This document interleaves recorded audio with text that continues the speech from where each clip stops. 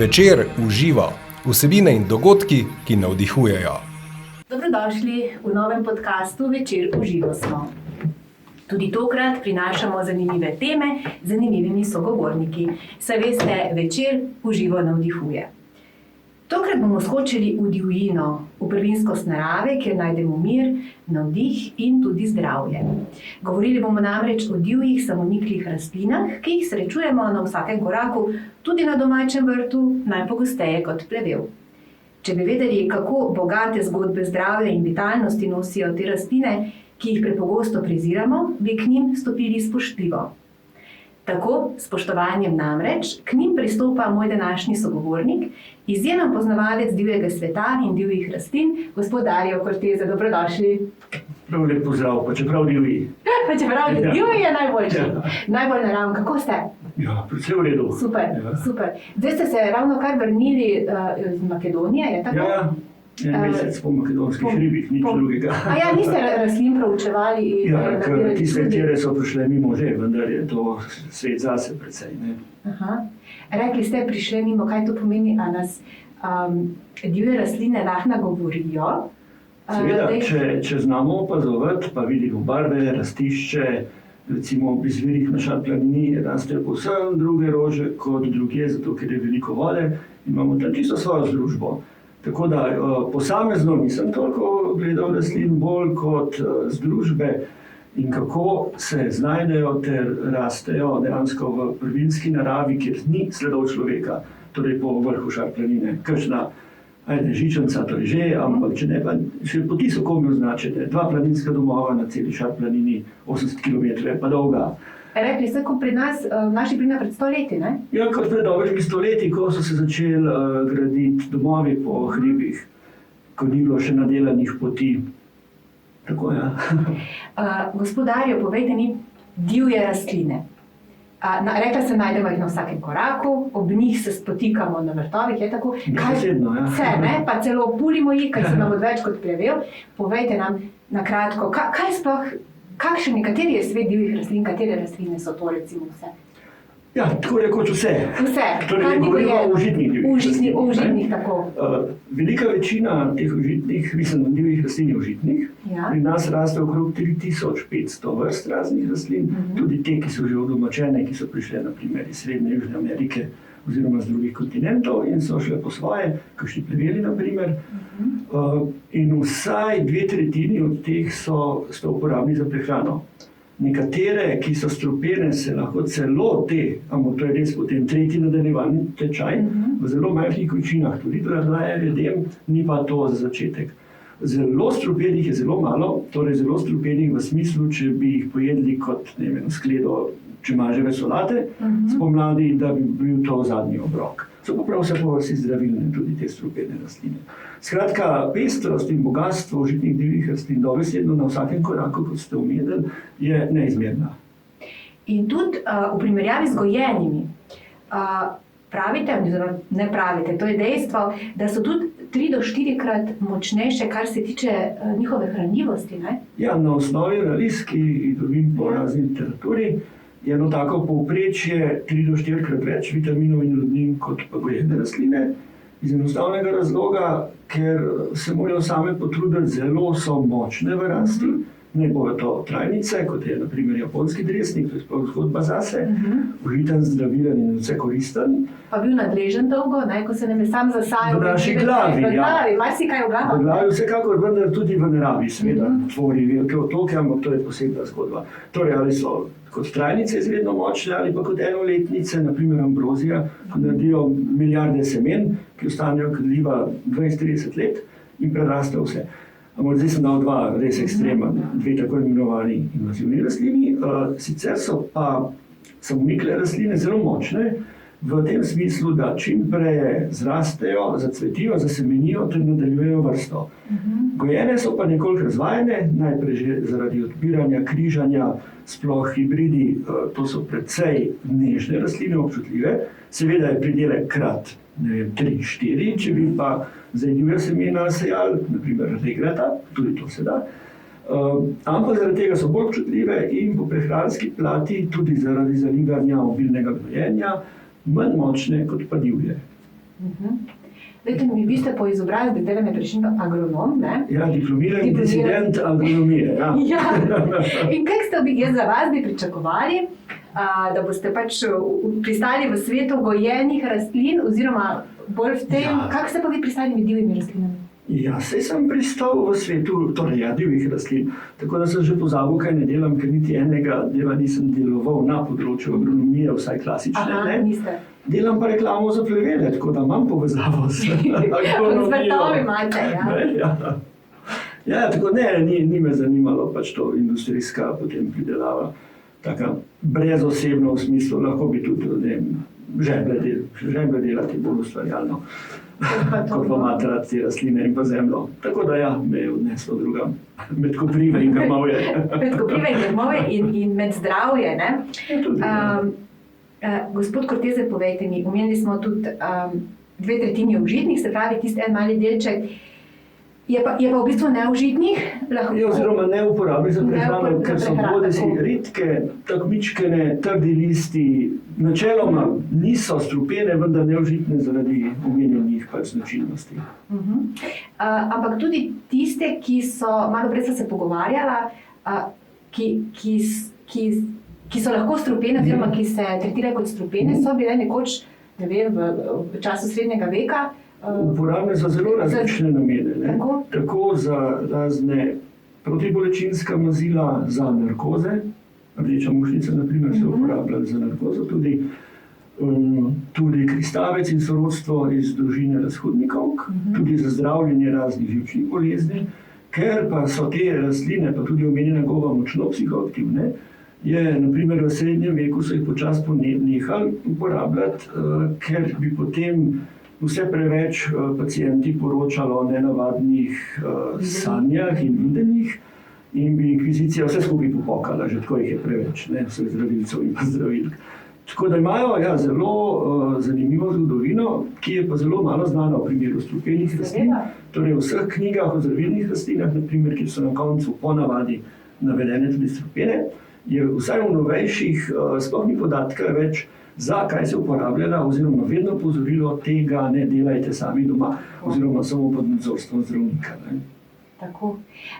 Povejte mi, gospodarju, a je kakšno merilo, s pomočjo katerega lahko prepoznamo neko užitno divjo rastlino od te, ki je sicer ne bi priporočali, da bi se jo... Ja, vsekakor, zelo enostavno. Vedno zadane, ne moramo zgrešiti. In to je, da vsako rastlino dobro poznamo po imenu in priimku. Kaj pa če ne? Ne, je nekaj izjemno. Sicer pa je to osnovno pravilo. Nabiramo tisto, kar poznamo. Je pa res to, da vsakdo, tudi nekdo, ki misli, da ne pozna nič, pozna vsaj 3 do 5 rastlin. Regrat, trobentice, vijolice, koprive, pa recimo kakšen plevevše, kurjačevca, če so prezahtevna, pa marjetice recimo, ali pa ivanščice. To so vse užitne rastline. Tako da ja, ni druge, kot da jih poznamo in potem več, ko jih poznamo, vse lažje potem tudi spoznavamo nove vrste. Kajti za opazovanjem je najpomembnejši del spoznavanja, tako da opazimo razliko med dvema podobnima, ali je dlakava, ali je robato steblo, torej katena rebra, ali je to mehki, so listi mehki, trdi. Tako da pri spoznavanju izgled je eno, drugo je otip, torej otipamo rastlino, mehka, trda, dlakava in podobno.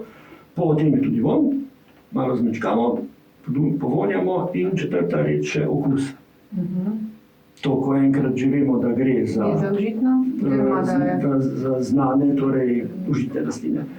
Pri strupenih za začetnika za pokušanje pač ni priporočljivo. Torej, sklop teh 4 podatkov nam potem lepo zaokroži. To, da rečemo, da smo si natis rastlino. Nekaj časa vseeno traja, vendar pravim, vsakdo med gledalci, poslušalci, bralci pozna najmanj 5 rastlin, ki bi jih lahko nabiral za prehrano. Je pa nekaj izjem, to bi se neko vsako osebno poznati. Vse, kar je podobno regratu po listih in ima vsaj malo belega mlečka, to so rastline iz družine radičevk, je užitno okrog 100 vrst. S tem, da so nekatere zelo grenke, bistveno bolj kot regrat, druge pa manj. Vse, kar je podobno meti, majaronu, timijanu in podobno diši, je prav tako užitno. In še vse, kar izgleda podobno kot česen, čebula, drobnjak, je ravno tako za pojest. To so rastline iz družine lukovk, med njimi je tudi čemaž. Sicer pa pod črto še enkrat nabiramo tisto, kar pozjamo. In tudi te izjeme, ki sem jih omenil, so morda že nadaljevalni tečaj, torej, ko smo si že enkrat toliko domači, pa vidimo, to je pa, ni regrat, ni regrat, ena radičevka, pravim, malo belega mlečka, list podoben regratu, ponavadi je cvet rumen, užitno. No, zdaj, ko smo že ravno pri regradu, je to dobro, da mi spomladi, pri Slovencih je značilno, takrat najbolj nabiramo regrat in pol se ga, jih cele sklede regradove solate pripravimo in pol mislimo, da bomo nadomestili vse hranljive snovi, predvsem železo in to, ki ga pač čez zimo nekam skopni. A je to v redu, da se mi sploh teh divjih rastlin, res je, da imajo drugačen okus, da so bolj aromatične, da imajo ostrejši okus, ampak pri regradu recimo dobro, da se ga dobesedno napokamo. A to mislim...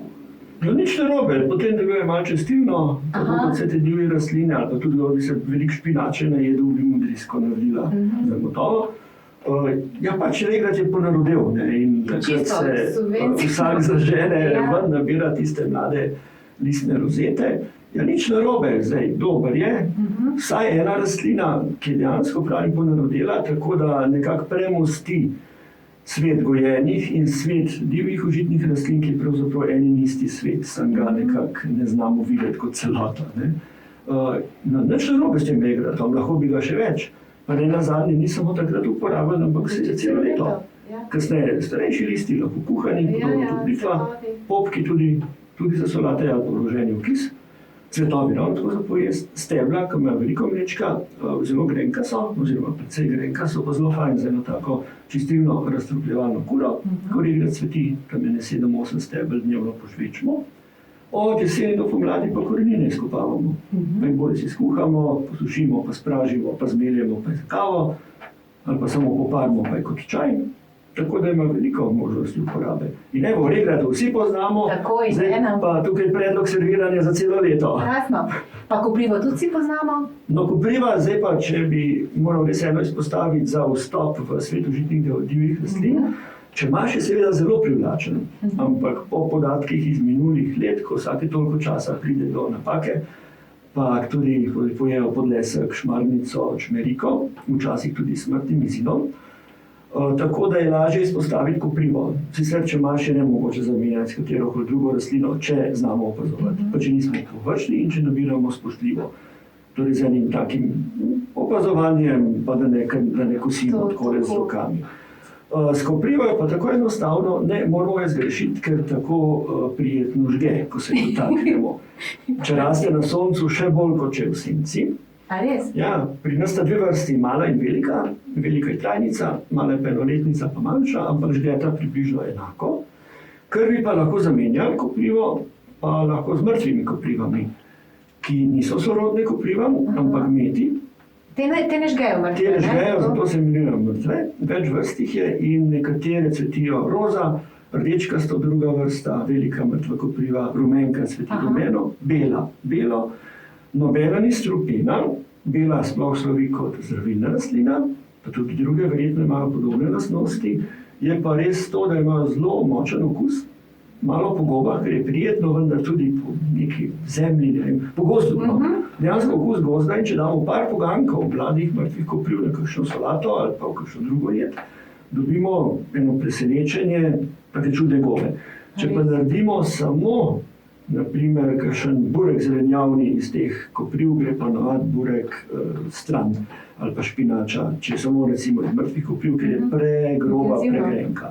Torej, ne nabirati koprive z rokavicam, kajti nekdo, ki jih ne pozna, bo lahko z rokavicam nabral velike mrtve koprive, naredil špinačo, pa gre špinača na kompost, ker je neužitna, tako je grenka. Par pogankov, če bi bilo samo par pogankov, zamešani v drugi jedi, pa nič narobe.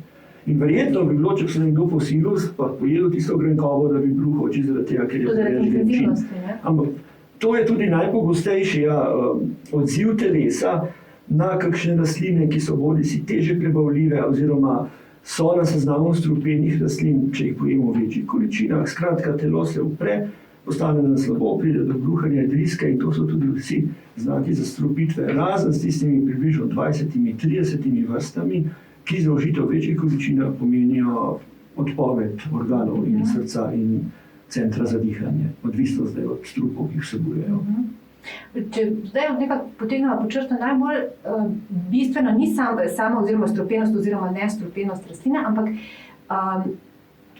količina zaužitega oziroma odmerjanje. Ne? Ja, to je Paracelsus je bil prvi, ki je to lepo oblikoval, ko je nekje zapisal, vse je strup, nič ni brez strupa, samo odmerek odloča o strupenosti. Naprimer, v Zgornji Savinjski dolini še vedno uporabljajo tinkturo volkovca. To je repičasta preobjeda, ki v literaturi slovi kot najbolj strupena evropska oziroma sploh strupena rastlina evropske severne poloble. Kapljico za moč. Ja, še vedno. To je bilo tradicionalno nekdaj gor, pa na Solčavskem. Vendar zanimivo, sem prav zanimivo povrskal malo po toksikološki literaturi. Za odraslega človeka je smrtno odmerek 10 do 15 gramov te korenine, kar je ogromno. Nekdo, ki bo pojedel 10 gramov žafrana, znane začimbe, bo ravno tako pojedel smrten odmerek žafrana. Žafran, naša znana začimba, sicer je drag kot žafran, zato z njim nihče ne dela samomorov, ampak je 10 gramov v literaturi piše smrtno strupeno, 6 do 8 gramov pa povzroča splav. Tako da pravi strupenost je relativna in vedno bolj naglašujem to, da pravzaprav strupenih rastlin ni. In kot sem prej Paracelsusa citiral, odmerek je tisti in poznavanje učinkovanja, ta tradicija poznavanja pa se je zgubila od čarovniških procesov dalje in potem še kasneje. Na začetku farmacevti so še uporabljali nekatere tudi strupene rastline, danes je po glavnem pač farmacevtska industrija temelji na sintetikih ali pa v sintetikih. So pa ta zdravila tudi zelo strupena. Predozirajmo kakršno koli, pa lahko pride do hudih posledic, tudi smrti. Tako da, ja. Gospod Darjo, povejte mi, odnos oziroma način, kako pristopamo k rastlini, je tudi zelo pomembno. Prej ste rekli, da kar kosimo in kar grabimo. Ne? Vi verjetno z rastlinami, ki jih nabirate, en tak odnos postavljate, ne? Mislim, ja, pogovarjamo se ravno ne, ampak... Jaz sem ravno mislila, da jih pogovarjamo se ravno ne, ampak ene vrste pozdrav oziroma pogled in tudi včasih kar same, podobno kot gobe, opozorijo nase. Skratka, ko hodim, ne gledam kaj preveč gor pa naokrog, ampak v glavnem na območje tal, levo, desno poti oziroma po brezpotju. Tako da kar pride mimo. Cuka za hlačnico. Ja, ravno predvčerajšnjem sem timijanov listni popovec nabiral gor v hribih. To je taka rastlina malo timijanu podobna, diši čudovito, podobno kot polaj, ki je ena vrsta mete. In je rasel sam tam med enimi kamni na enem velikanskem melišču, ker ima rad taka rastišča. Ja, na en način, kot bi poklical se oglasil, pa sem en šop nabral, ker je odličen za začimbo in pa za čaje tudi. Pa imate vi kako svojo najljubšo rastlino? Oziroma, ne vem, ali zaradi snovi, ali mogoče zaradi okusa, ali kak vi... Ja, kar se kulinaričnih lastnosti tiče, sta, če imaš pa kopriva. Zaradi tega, ker so povsem široko uporabna, če imaš, sem na primer še marmelado letos naredil in to skirje, bečatni rad, ampak je marmelada in kar v redu. Na delavnicah je ponad kar šla, ljudi so puščali. Ja? Torej zaradi široke uporabnosti, okusnosti, pa ne nazadnje tudi pogostnosti, ker jaz sem bolj len, tudi pri nabiranju. Tako da naberem na tisto bolj na hitro, pa je v košaro ali pa vrečo. Tako da jih lahko tudi hitro naberemo te mlade liste ali pa cvetove, pri čemažu tudi koprive zdaj ravno cvetijo, so tudi cvetovi uporabni, sem tudi cvetovi žgajo, tako da jih treba malo pomečkati ali pa popart. Te dve sta zelo, potem pa tudi precej gozdnih rastlin, ki so sorodnice hrena, redkovce, penuše, kodopnice, te so odlične za solate spomladi, pa slanuše, to so rastline, ki rastejo na slanih tleh v morju, zelo sočne, zelo okusne, tako malo podobno kot pitva. Tako da se da pa aromatične rastline. Od materina dušica seveda, posebej ta visokogorska, ko močno prijetno diši, pa omenjeni timijanov listni popovec, pa bravnejev čober. Če bi to videli, bi rekli kar meta. Aha. Popovcu pa gor na Sinjem vrhu, to je gor na gori, nad Vipavsko dolino, pa pravijo timijan. In ga enako uporabljajo, ne? Na enak Za način. pečenke, omake in pa podobno. No, ampak Roma in Čobra in Popovca in tudi Polaja, torej vrsta mete, je tako samosvoja, tako čudovita, polna, no? Kompleksna, da če moram eno izpostaviti, pravzaprav so tri, so to Popovec, Čober in pa Polaj. Od aromatičnih rastlin. Ne? Od takih, bi rekel, zelenjavnih, pa prej omenjene penuše, konopnice, predvsem za solate. Pa na plevele ne gre pozabiti. No, Ne? recimo, ko jih tak... Pa kurja črevca mlada, ne, toščak. Kaj pa bi pripravili kurja črevca? Dodamo, verjetno je solati? Kurja črevca so osnova za solato, prav lahko, ko so mlada, kajti sicer so pa te divje rastline precej trpke, grenke in za en običajen trgovinski okus, ne, torej nekdo, ki je vajen običajne hrane, ali pa tudi zvrsta zelenjava, znajo biti okusi kar premočni, da bi namešali samo divjo solato, pa še bolj žvečilna je. Ne. Mlada kurja črevca so prijetno hrustljava, mehka, in jih lahko enostavno porežemo, kot ko šopasto rastejo kar v solatno skledo. Je pa zelo hitro, 10 do 14 dni ponavadi na enem rastišču, da se rastlina razvija od svoje idealne uporabne faze, pa postane potem bolj trda, listi, čvrstejši, bolj grenki, stebla, vlaknata. Tako da kurja črevca so odlična za solato, lahko tudi razne juhe in podobno, okus imajo po mladi koruzi. Zelo fajn. Toščak je pa malo snuza, osočen, zdaj poleti je njegova sezona, tako da je tudi ta zelo fajn. Pa metlike in pa ščiri, ravno tako vrtni pleveli, ki više zrastejo, se pa uporabljajo podobno kot špinača, se lahko skuhajo. Na ta način pripravijo. Ali pa blitva. Aha. A je pomembno, kdaj nabiramo divje rastline? Ali je to res zjutraj, pa mislim, da sploh te aromatične in zelišča, ali je to zjutraj pred zoro, ali kako?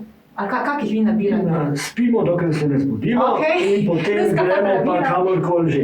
Skratka, nabiramo. Ne, je nekaj na tem vsekakor, ampak jaz kaj okrog tega ne kompliciram, oziroma rad rečem, da nabiramo takrat, kadar pride lakota mimo, oziroma še prej. Vsekakor je za aromatične rastline pomembno, da jih nabiramo v sončnem dnevu, ponavadi dopoldne, v času pred cvetenjem, za časa cvetenja.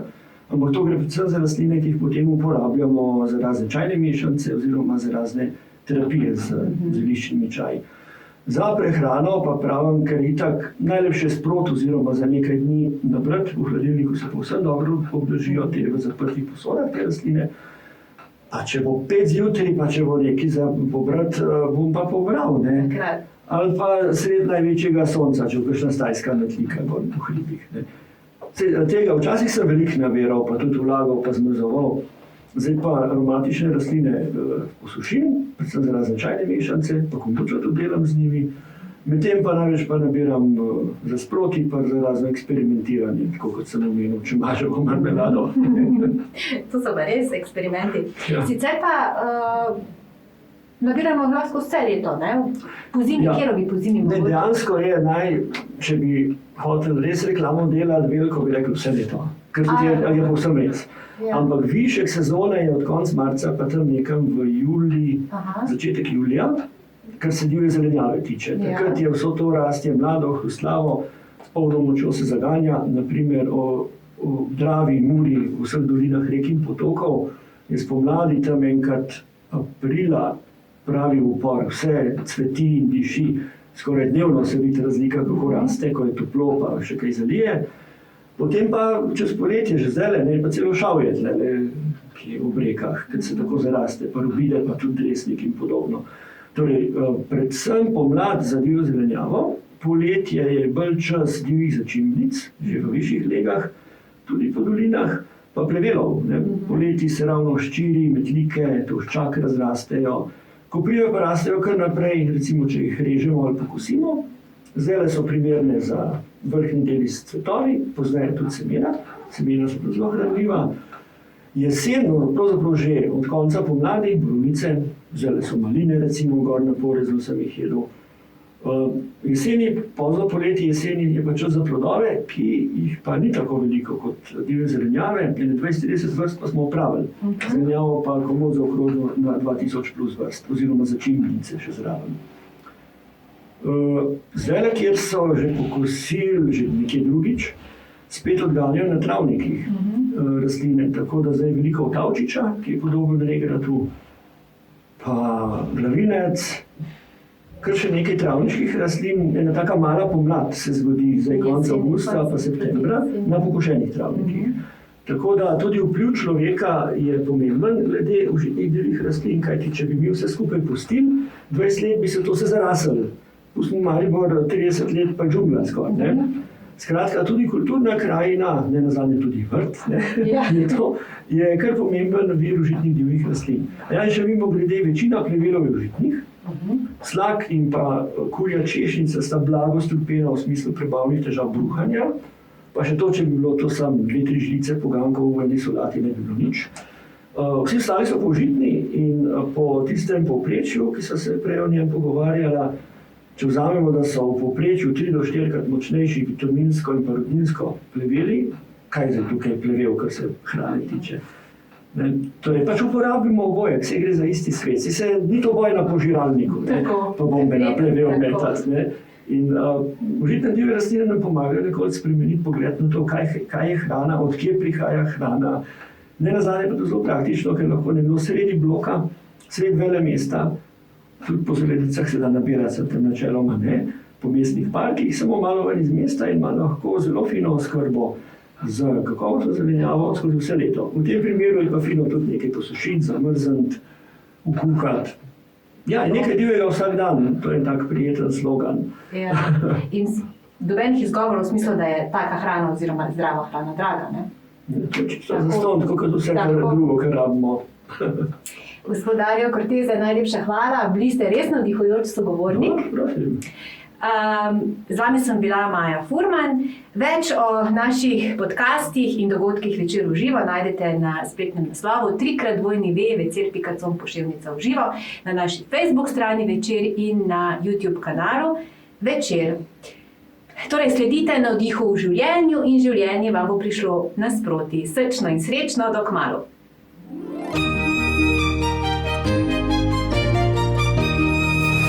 Večer v živo. Vsebine in dogodki, ki navdihujejo.